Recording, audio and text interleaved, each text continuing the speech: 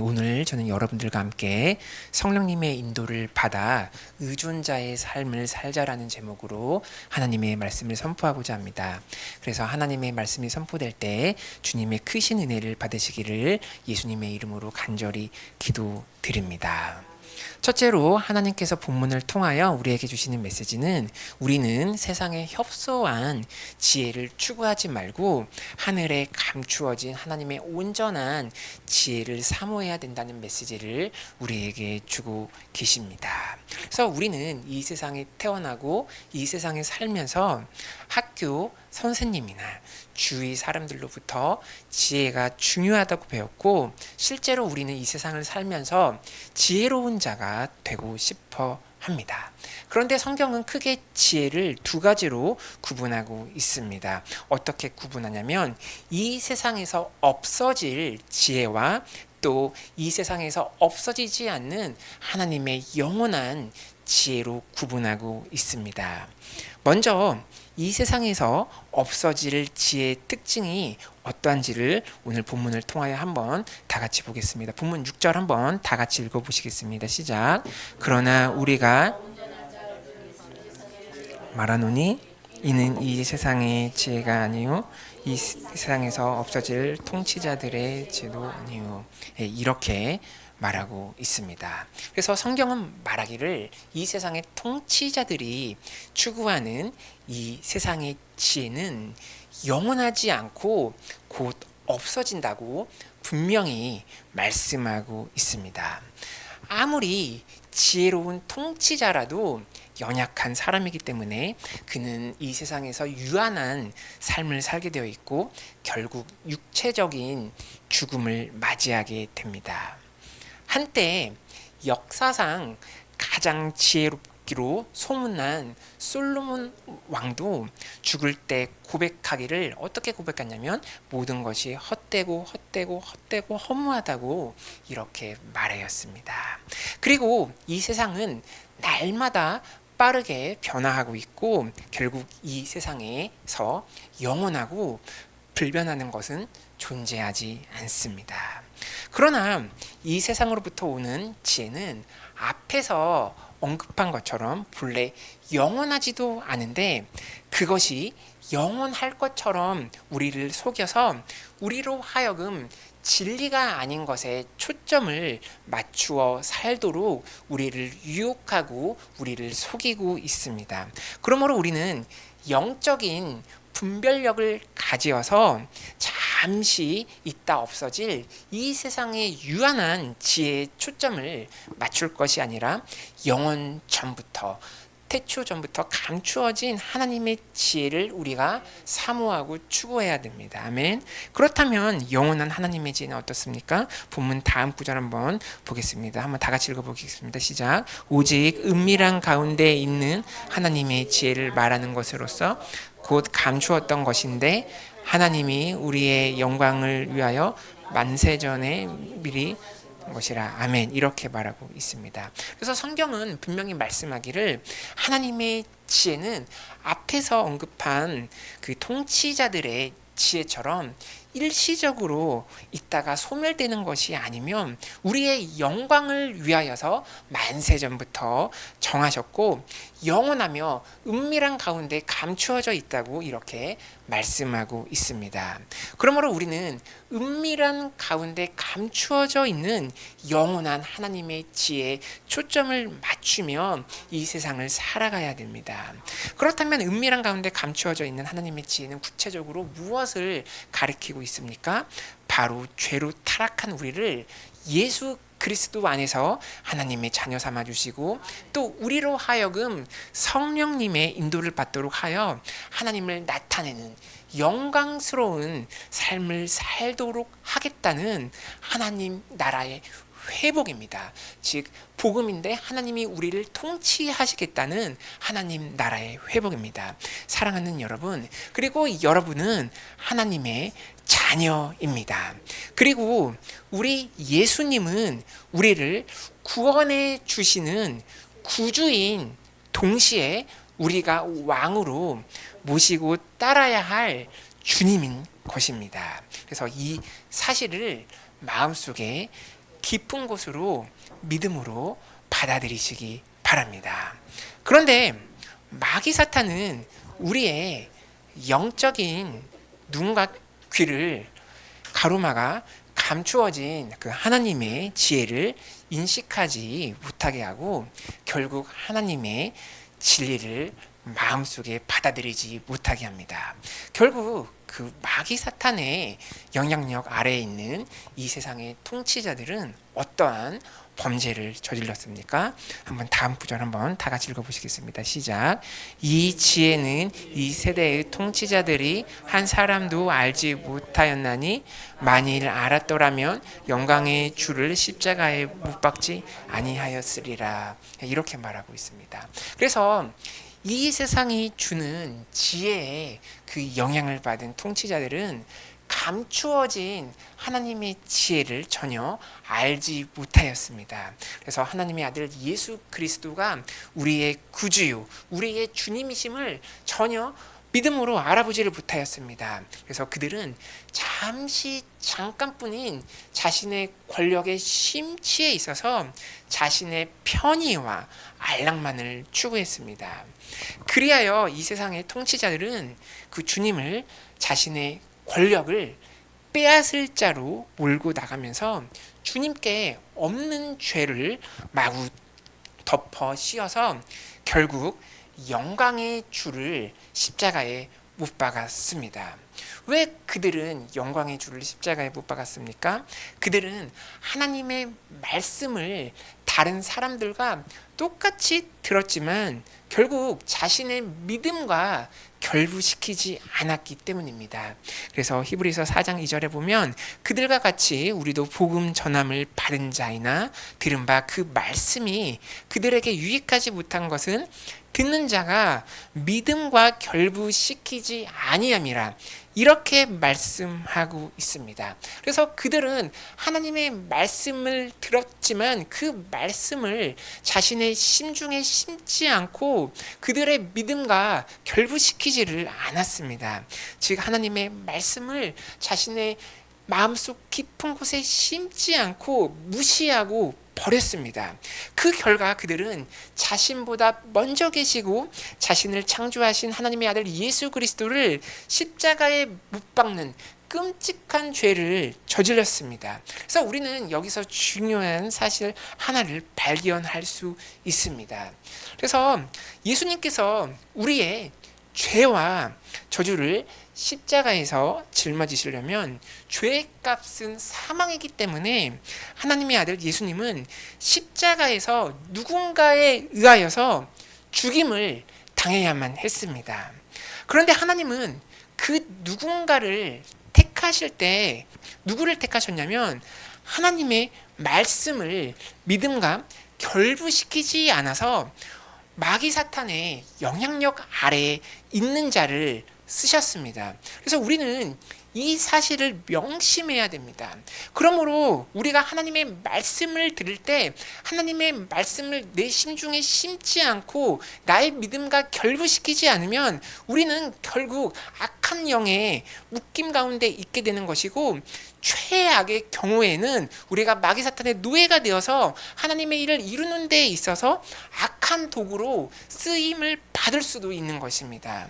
사랑하는 여러분, 하나님의 말씀을 여러분의 마음에 심으시고 믿음과 결부시켜서 악한 일이 아닌 그 선한 일에 쓰임 받으시기를 바랍니다. 아멘. 그래서 결국 표면상으로 주님께서는 악한 자에 의하여서 불법으로 죽으신 것 같아 보이지만 그 본질을 살펴보면 예수님께서 죽으실 때 하나님의 감추어진 그 지혜 안에서 우리의 죄와 죽음과 저주를 다 십자가에 다 전가시켜 주님이 직접 짊어지셨고 하나님의 뜻대로 합법적으로 죽으신 것입니다. 그러므로 예수님의 십자가에서는 하나님의 놀라운 권세와 능력이 있는 것입니다. 아멘. 그래서 십자가에서 예수님은 사망을 생명으로, 병을 치료로, 저주를 축복으로 바꾸셨습니다. 이것이 얼마나 놀랍습니까? 이것은 인간의 언어로 설명할 수 없는 것이고 인간의 이성으로도 설명할 수 없는 놀라운 신비요 축복입니다. 이것이 다음 구절에 나와 있습니다. 한번 다 같이 읽어보시겠습니다. 시작. 기록된 바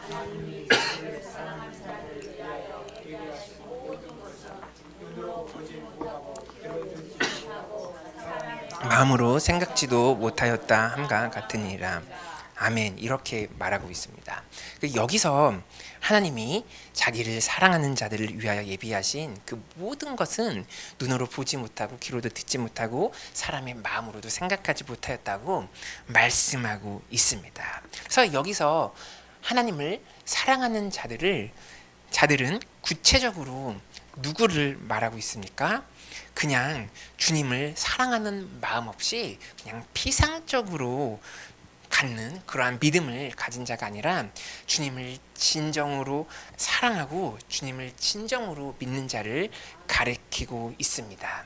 즉 자기를 부인하고 자기 십자가를 지고 주님의 십자가의 죽으심에 연합된 사람, 즉 나는 주님을 위하여 죽으면 죽으리라 라는 그 담대한 믿음을 가진 자입니다. 그래서 누가복음에 보면 이렇게 나와 있습니다. 누가복음 9장 24절에 보면 누구든지 제 목숨을 이거 안 나왔는데 구원코자 하면 잃을 것이요 누구든지 나를 위하여 제 목숨을 잃으면 구원하리라 이렇게 말하고 있습니다. 그래서 여기서 자신의 그 목숨을 구원코자 하면 잃을 것이요 나를 위하여 제 목숨을 잃으면 구원한다고 나와 있습니다.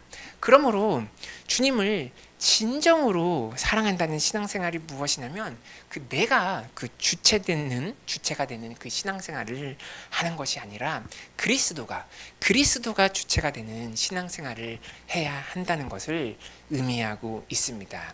그래서 내가 아닌 그리스도가 주체가 되는 신앙생활을 하면 내가 죽기 때문에 이제 내 안에 계신 하나님께서 나를 통하여 나타내고 내 안에 계신 하나님의 영광이 나타나기 때문에 내가 눈으로 보지 못하고 귀로 듣지 못하고 나의 마음으로 생각지도 못한 하나님의 예배하심과 축복을 받게 되는 것입니다. 그래서 이러한 것은 먼저 그의 나라와 그의 의를 구하는 하나님의 자녀가 하나님으로부터 받는 당당한 권리입니다. 그런데 많은 사람들이 이 영적인 원리를 파악하지 못하고 여전히 내 자신이 주체가 되는 신앙생활을 많이 하고 있습니다. 그래서 내 자신이 잘 되기 위해서 또 내가 필요한 것만을 내가 때를 써서 하나님으로부터 얻어내려고 하는 신앙생활을 하시는 분이 많습니다. 또 이러한 분들은 자신의 자아만을 지극히 사랑하여서 내가 나중에 죽어서 지옥에 가지 않는 것에만 초점을 맞추어서 강박적으로 신앙생활을 하곤 합니다. 그래서 이러한 신앙은 자신에게만 초점을 맞추는 저차원적인 신앙이죠. 그러나 우리는 신앙에 있어서 부분이 아닌 전체를 봐야 됩니다. 즉 내가가 아니라 내가에서 그리스도로 전환이 일어나야 합니다. 아멘. 그래서 이를 위해서 우리의 영혼이 몸의 종노릇하는 데서 벗어나 자기를 부인하고 자기 십자가를 지고 그리스도 안으로 들어가서 우리가 하나님을 나타내는 삶을 살아야 됩니다. 그래서 이러한 신앙생활은 내가가 아니라 나를 포기하고 내 영혼을 그리스도로 가득 채워서 하나님이 주체가 되어서 하나님의 영광을 나타내는 삶을 사는 것입니다. 아멘. 그래서 이렇게 하나님이 그리스도가 주체가 되는 신앙생활을 우리가 하면 나보다 나를 더 잘 아시는 하나님께서 나의 필요한 것들은 그냥 플러스로 더 넘치도록 채워주십니다. 또 하나님께서는 나의 죄 사함뿐만 아니라 나의 질병도 치료해 주시고 또 하나님의 자녀는 당연히 천국에 가게 되어 있어 지옥에 가지 않기 위한 목적으로만 신앙생활을 하지를 않습니다. 이처럼 하나님이 주체가 되는 믿음으로 신앙생활을 하면 거기에 나를 포함하고 또 나를 넘어서는 그리스도의 온전한 복음이 다 들어있는 것입니다. 사랑하는 여러분, 우리의 거짓자를 십자가 앞에 다 내려놓고 내 자신, 내가가 주체가 아닌 그리스도가 주체가 되는 신앙생활을 하시기 바랍니다. 그래서 내가 주님을 진정으로 사랑하여서 내 자신을 포기하고 주님과 함께 죽으면 죽으리라는 믿음을 가지고 그리스도의 죽음에 연합하시기 바랍니다. 그래야 우리가 주님의 생명에도 연합될 수 있게 되는 것입니다. 이처럼 우리가 먼저 하나님의 나라와 하나님의 의를 먼저 구하면 하나님께서는 내가 보지도 못하고 귀로 듣지도 못하고 마음으로 생각하지 못한 것을 우리에게 예비해 주시고 다 채워주십니다. 그래서 구약 성경에 나오는 에스더 보세요. 그래서 에스더가 누구냐면 그 유대인인데 페르시아 왕비가 된 사람입니다. 그래서 그 배경은 다음과 같습니다. 그래서 에스더가 태어나기 몇십 년 전에 그 에스더의 그 선진들은 그 바벨론의 그 포로로 잡혀가서 이방 나라에 와서 살게 됩니다. 그래서 에스더 가족이 이방 나라에서 살던 그 과정에서 그 에스더의 할머니, 할아버지, 아버지, 어머니는 다 죽게 되었습니다. 결국 에스더와 그 에스더의 삼촌만 살아남아서 그 에스더는 부모 없이 그 모르도게라는 그 삼촌 밑에서 키워집니다. 그래서 시간이 흘러서 에스더는 훌쩍 자라게 되었고, 그런데 에스더 미모가 너무 아름다워서 그 페르시아 아하수에로 왕의 그 왕비가 됩니다. 그래서 에스더는 왕궁에 입성하게 되었는데 그때 자신이 유대인임을 밝히지 않았습니다. 그런데 페르시 왕 그 밑에 그 하만이라는 그 부하 제2인자가 있었는데, 하만은 그 이스라엘 사람, 그러니까 에스더의 삼촌 그 모르도게가 자신이 지나갈 때 자신에게 무릎을 꿇지 않았다는 이유로 모르도게와 페르디아에 살고 있는 이스라엘 사람 모두를 죽일 계획을 세웁니다. 그래서 하만은 이 계획을 그 술자리 잔치에서 페르시아 왕에게 말하였고, 아하수에로 왕은 그 하만을 그때 신임을 하고 있었기 때문에 너 마음대로 하라고 하면서 그 일에 관여하지 않았고, 그래서 자신의 도장 반지를 하만에게 빌려줍니다. 그리하여 하만은 페르시아 왕의 이름으로 그 11개월 후인 그 3월 그 13일에 유대인 전부를 다 잡아서 사살하겠다는 그 조서를 발표합니다. 그리고 에스더는 그 모르도게를 통하여서 이 소식을 접합니다. 그래서 이 소식을 들은 에스더는 비겁하게 자신 혼자 살 생각을 하지 않았습니다. 그래서 에스더는 자신도 죽으면 죽으리라고 이렇게 선포하며 이스라엘 사람들과 운명을 같이 하겠다고 다짐하며 금식을 선포하며 하나님께 간절히 기도합니다. 그래서 에스더서 4장 15절에 보면 이렇게 말하고 있습니다. 한번 다 같이 읽어보시겠습니다. 시작. 에스더가 모르도게에 회답하여 이르되 당신은 가서 수산에 있는 유다인을 다 모으고 나를 위하여 금식하되 밤낮 3일을 먹지도 말고 마시지도 마소서.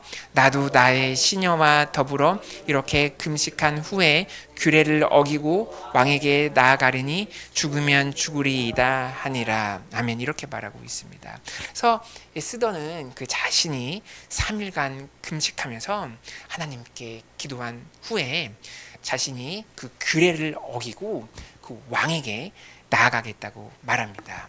그런데 여기서 에스더가 금식을 한 이유는 하나님께 때를 쓰면 자신과 이스라엘의 생명만을 구원해 달라고 살려달라고 이렇게 금식을 한 것이 아닙니다. 그래서 에스더가 금식을 한 진정한 이유는 자기를 부인하고 자기 십자가를 온전히 지르고, 즉 자신의 자아를 하나님 앞에 온전히 죽이기 위하여서 그 금식 기도를 한 것입니다. 즉 자신이 하나님의 보좌를 흔들어서 자신과 자신 민족의 소망만을 얻어내기 위해서 금식을 한 것이 아니라 이 일을 통하여서 자신의 협소한 생각을 넘어서는 하나님의 큰 뜻이 이루어지기를 사모하며 간절히 기도한 것입니다. 그래서 에스더는 금식 기도를 통하여서 자신의 생각과 뜻을 다 내려놓고 자신이 왕에게 나아갈 때 나를 포기하며 나아가오니 그 다음에 하나님께서 이를 알아서 해달라고 이렇게 믿음으로 기도하며 자신과 자신의 민족을 하나님께 온전히 의탁한 것입니다. 그래서 에스더가 그 자기 자신을 온전히 죽이고 하나님의 뜻이 나타나기를 바라며 왕께 나아가니까 이래 결국은 어떻게 되었습니까? 하나님의 손에 개입하심으로 인하여 악인 하만이 처형되었고 모르드게가 하만 대신 왕의 2인자가 되었고 페르시아에 살고 있는 이스라엘 백성은 결국 학살을 당하지 않게 되었습니다. 이처럼 내 자신을 포기하고 내 자신을 하나님께 온전히 드리면 하나님께서 하나님의 방식대로 일을 행하십니다. 그리고 하나님께서 행하시는 일은 나의 협소한 생각을 뛰어넘으며 내가 귀로 듣지 못했던 일, 내가 눈으로 보지 못했던 일을 행하시고 내 마음속으로 생각지도 못했던 새로운 일을 행하시는 것입니다. 아멘. 사랑하는 여러분, 이 세상을 살면서 나의 경험과 나의 이성과 나의 지식으로 모든 일을 판단하지 마시고 에스더처럼 죽으면 죽으리라라는 믿음을 가지고 자기를 부인하고 자기 십자가를 지시고 주체가 내가 아니라 하나님이 주체가 되는 신앙생활을 하시기 바랍니다. 그러면 내가 아니라 내 안에 계신 하나님께서 일을 이루십니다. 아멘. 그리하여 하나님의 놀라운 기적을 체험하시고 하나님의 높으신 뜻을 나타내시는 여러분이 되시기를 간절히 기도드립니다. 둘째로 본문을 통하여 우리에게 주시는 메시지는 우리는 성령님의 인도를 받아서 자존자가 아닌 의존자의 삶을 살아야 된다는 메시지를 우리에게 주시고 계십니다. 그래서 우리는 앞에서 자기를 부인하고 자기 십자가를 져서 내 자신이 주체가 되는 저차원적인 신앙생활에서 벗어나 하나님이 주체가 되는 그리스도가 주체가 되는 그 온전한 신앙을 가져야 된다고 제가 말씀드렸습니다. 그래서 이를 위해서 우리는 내 힘으로 할 수가 없습니다. 우리는 이를 위해서 성령님의 인도를 받아야 합니다. 그래서 우리는 인생을 살면서 내가 예상치 못한 여러 가지 문제를 겪게 됩니다. 또 나의 잘못된 선택으로 인하여서 내가 예상치 못한 여러 가지 고난과 환난을 겪기도 합니다. 예를 들어 어떤 분은 재정의 문제, 또 어떤 분은 건강의 문제, 또 관계의 문제 등 여러 가지 문제를 겪기도 합니다.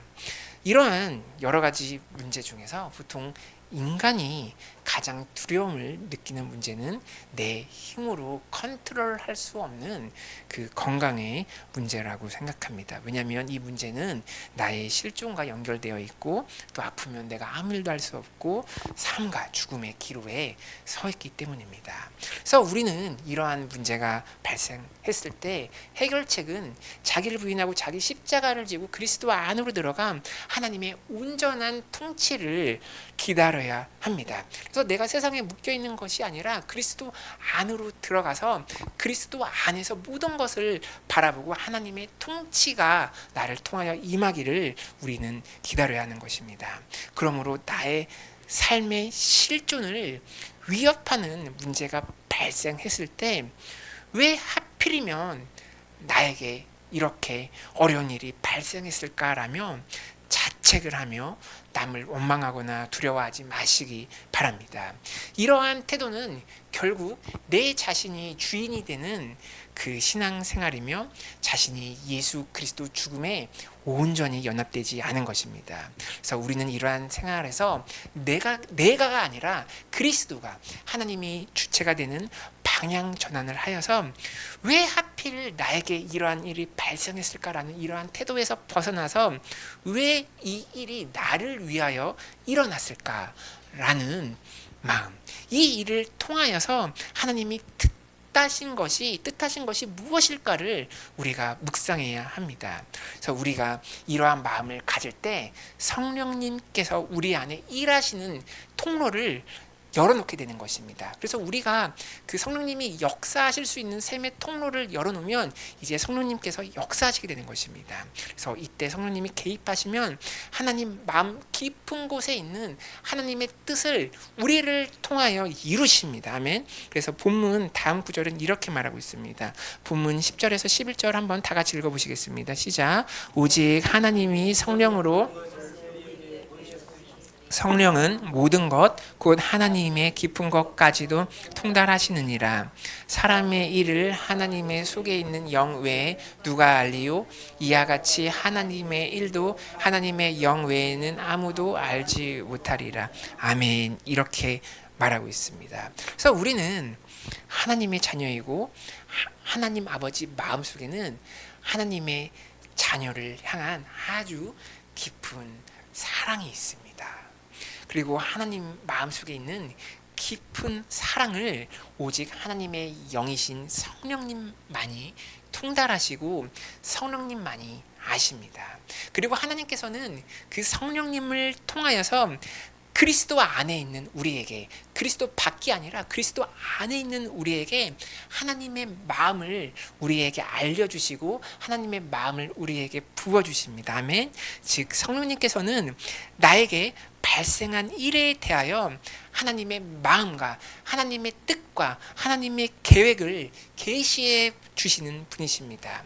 그렇다면 성령님께서 어떠한 방법으로 우리에게 계시해 주십니까?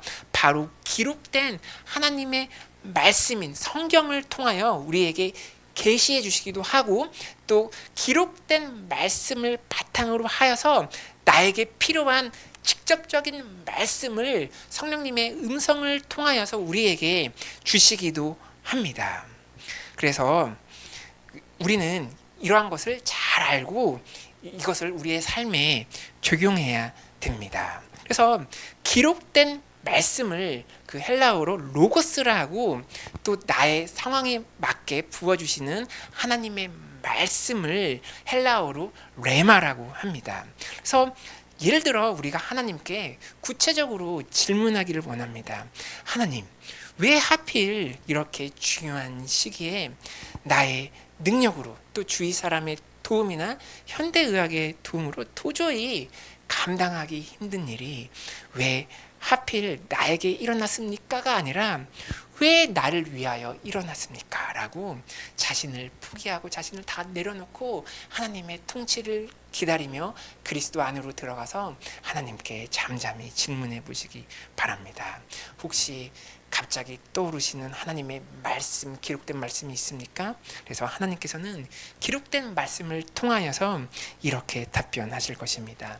이사야서 38장 17절에 보면 보옵소서, 내게 큰 고통을 더하신 것은 내게 평안을 주려 하심이라. 주께서 내 영혼을 사랑하사 멸망의 구덩이에서 건지셨고 내 모든 죄를 주의 등 뒤에 던지셨나이다. 아멘. 이렇게 말씀하십니다. 즉 하나님은 로고스, 기록된 말씀인 성경을 통하여서, 말씀을 통하여서 우리에게, 우리 심중에 말씀을 부어주시고 이렇게 기록된 말씀을 통하여서 우리에게 말씀해 주십니다. 그래서 나에게 발생한 어려움과 고난이 역설적으로 하나님께서 나에게 평안을 주시기 위해서 발생한 것이라고 말씀하십니다. 그래서 사랑과 은혜의 하나님께서는 우리에게 고통을 주시고 우리를 파멸시키려고 고통을 주시지 않습니다. 그래서 우리가 겪고 있는 고난을 바라보시는 하나님의 그 깊은 그 마음 속에는 내게 하나님의 평안과 하나님의 사랑을 주시기 원하시고, 또 우리의 죄를 던지시고 우리를 멸망의 구덩이에서 건지려는 그 하나님의 참뜻이 숨어 있는 것입니다. 아멘. 그래서 우리는 이러한 하나님의 깊은 그 사랑의 그 마음을 성령님을 통하여 이렇게 계시를 받을 수 있는 것입니다. 그래서 하나님의 기록된 말씀을 통하여서 하나님의 인도를 받으시는 여러분이 되시기를 기도드립니다. 또 하나님의 그 깊은 마음을 전달해 주시는 성령님께서는 우리가 현재 처한 상황에 대해서 또 레마의 말씀을 주시기도 합니다. 즉 우리 심중 속에 깊이 역사하고 계시는 성령님께서는 그 우리에게 그 성령님의 세미한 음성을 들려주시기도 합니다. 그래서 사랑하는 여러분, 또 성령님께 한번 이렇게 질문하시기 바랍니다. 나는 하나님께 어떠한 존재이고 왜 고난과 어려움이 나를 위하여 일어났습니까? 라고 한번 또 한 번 질문해 보시면서 성령님의 세미한 음성을 한번 기대해 보시기 바랍니다. 혹시 성령님의 레마의 말씀이 들리시는 분이 있으십니까? 성령님께서는 여러분에게 너가 예수 그리스도를 영접한 그날부터 너를 향한 나의 사랑은 한 번도 변한 적이 없어. 나는 결코 너를 떠난 적이 없어. 그러나 너는 나를 보지 않았고 너가 세상만을 보았던 거야. 그럼에도 불구하고 너가 아팠을 때 내가 아팠고 너가 잘못된 길을 가고 있을 때에도 내가 그 길을 따라가 주었고 너가 고통받을 때에도 내가 고통을 받았단다. 결국 나의 사랑이 너의 아픔을 넉넉히 이기게 할 것이고 너가 경험하지 못했던 새로운 길로 만들 것이다 라고 대답하십니다. 그래서 성령님을 통하여서 여러분에게 말씀하시는 그 레마의 말씀을 들으시는 여러분이 되시기를 바랍니다. 그래서 이것은 단 한 번에 되는 것이 아니라 여러분이 자기를 부인하고 자기 십자가를 지고 그리스도 안으로 들어갈 때 어느 날 여러분이 그 마음의 샘을 열 때 성령님께서 여러분에게 들리시는 그러한 음성이 있을 것입니다. 그래서 이와 같이 그 성령님을 통하여서 그 하나님의 말씀을 들었다면 우리는 어떻게 행동해야 됩니까?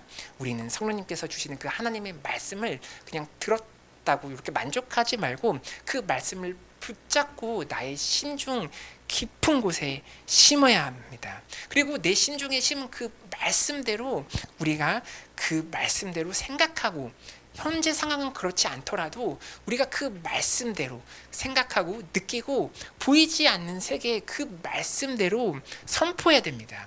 그러면 마귀 사탄은 한 길로 왔다가 7길로 도망가게 되고 나를 통하여 하나님이 나타나시는 삶을 살게 되는 것입니다. 그래서 우리가 하나님의 말씀대로 생각하고 느끼고 선포하는 삶을 살 때 하나님의 뜻이 하늘에서 이룬 것 같이 땅에서도 그 뜻이 이루어지는 차원적인 삶을 우리가 살게 되는 것입니다. 아멘. 그래서 우리가 이러한 하나님을 나타내는 그 차원적인 삶을 살 수 있는 것은 나의 노력으로 되는 것이 아니라 오직 하나님의 은혜로 가능한 것입니다. 그러므로 우리가 예수 그리스도 안에서 하나님의 사랑을 내가 체험하고 경험했다면 이제 내가 주체가 되는 그 자존자의 삶이 아니라 하나님이 주체가 되는 의존자의 삶을 살아야 됩니다. 그래서 본문 마지막 구절 한번 다 같이 읽어보시겠습니다. 시작. 우리가 세상의 영을 받지 아니하고 오직 하나님으로부터 온 영을 받았으니 이는 우리로 하여금 하나님께서 우리에게 은혜로 주신 것들을 알게 하려 하심이라. 아멘. 그래서 우리가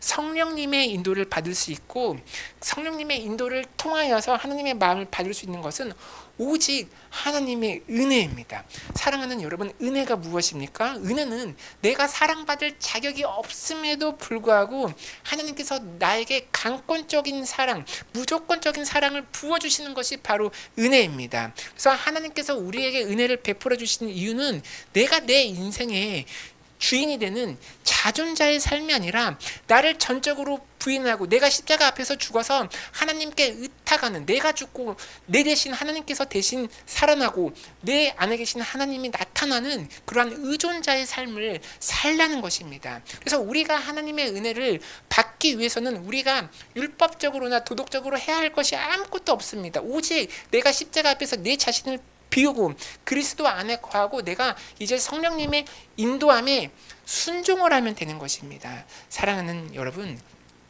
그리스도 안에서 의존자의 삶을 사시기 바랍니다. 아멘. 그래서 제가 비유를 들기 원하는데요. 그 동물 중에서 그 정글 속에 그 동물의 왕인 사자가 행복하다고 생각하십니까? 아니면 주인을 잘 만난 강아지가 행복하다고 생각하십니까?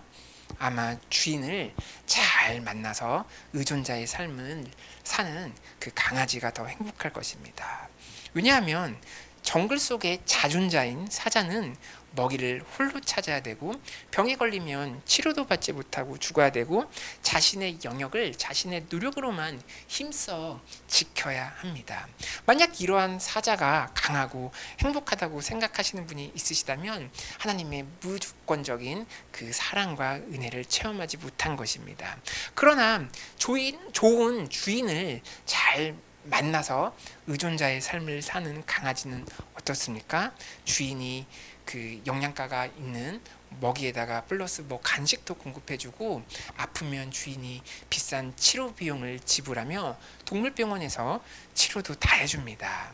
요새는 강아지 유치원과 학교도 보내주고, 또 강아지 장례식에서 좋은 곳에서 사람 못지않게 잘 치루어줍니다.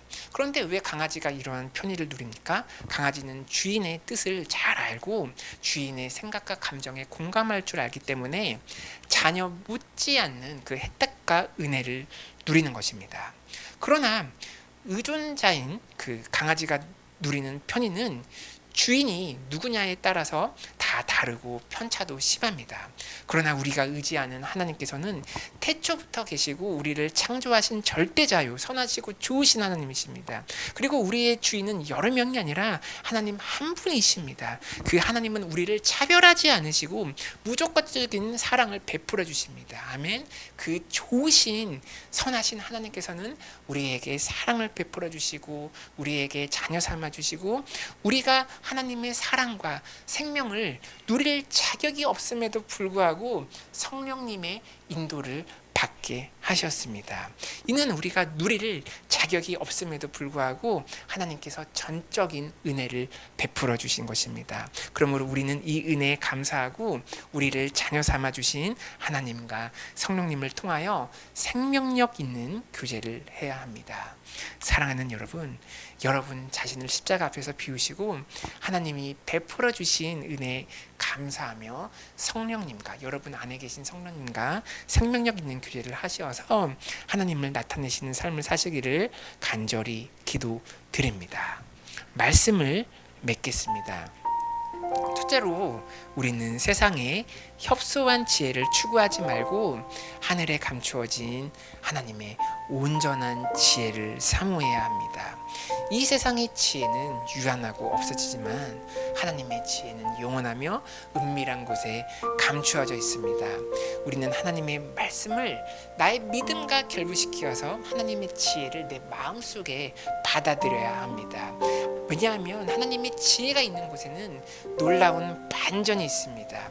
표면적으로 보면 세상의 통치자는 세상의 지혜로 예수님을 십자가에 못 박았지만 하나님께서는 예수님으로 하여금 우리의 죄와 질병과 저주를 다 전가시키고 짊어지게 하여서 합법적으로 십자가를 지게 하셨습니다. 그러므로 십자가에서는 하나님의 죄 사함의 역사뿐만 아니라 치료와 축복과 생명과 기적이 있는 곳입니다. 그래서 예수님께서 지신 그 십자가는 우리가 눈으로 보지 못하고 귀로 듣지 못하고 마음으로 생각지도 못했던 하나님의 예비하심과 하나님의 놀라운 기적이 있습니다. 그런데 우리가 이 놀라운 예비하심을 경험하기 위해서는 조건이 있습니다. 성경은 하나님을 사랑하는 자가 이러한 예비하심을 경험할 수 있다고 말하고 있습니다. 그렇다면 하나님을 진정으로 사랑하는 자가 누구입니까? 하나님을 사랑하는 자는 주님과 함께 죽으면 죽으리라는 믿음을 가지고 자기를 부인하고 자기 십자가를 져서 주님의 죽음에 연합된 사람입니다. 그래서 하나님을 전심으로 사랑하시어 우리가 생각지도 못한 하나님의 예비하심을 경험하시는 여러분이 되시기를 기도드립니다. 둘째로 우리는 성령님의 인도를 받아 지존자가 아닌 의존자의 삶을 살아야 됩니다. 그래서 우리는 인생을 살다가 나의 삶에 고난과 어려움이 발생했을 때 왜 하필 나에게만 이러한 일이 발생했을까라고 말하며 원망하지 말고 왜 이런 일이 나를 위하여 일어났을까? 이 일을 위하여서 하나님의 뜻하심은 무엇일까라는 물음과 함께 이것을 묵상해야 됩니다. 이때 우리는 성령님께서 우리의 삶에 개입할 수 있는 그 통로를 오픈하게 되는 것입니다. 이때 성령님께서는 기록된 말씀과 상황에 맞는 말씀으로 우리를 인도하십니다. 그래서 우리는 성령님께서 주시는 말씀을 내 심중 가운데 심어서 하나님 말씀대로 생각하고 느끼고 말해야 됩니다. 이때 하나님께서 일을 하시고 나를 통하여 하나님이 나타나십니다. 그리고 우리가 이러한 성령님의 인도를 받을 수 있는 것은 오직 하나님의 은혜입니다. 은혜는 무엇입니까? 내가 자격이 없음에도 불구하고 그냥 무조건적으로 공짜로 주시는 것입니다. 그래서 하나님의 깊은 은혜를 경험하시어 내가 주체가 되는 그 자존자의 신앙에서 벗어나 하나님이 주체가 되어서 하나님을 의지하시는 의존자의 삶을 사시는 여러분이 되시기를 기도드립니다.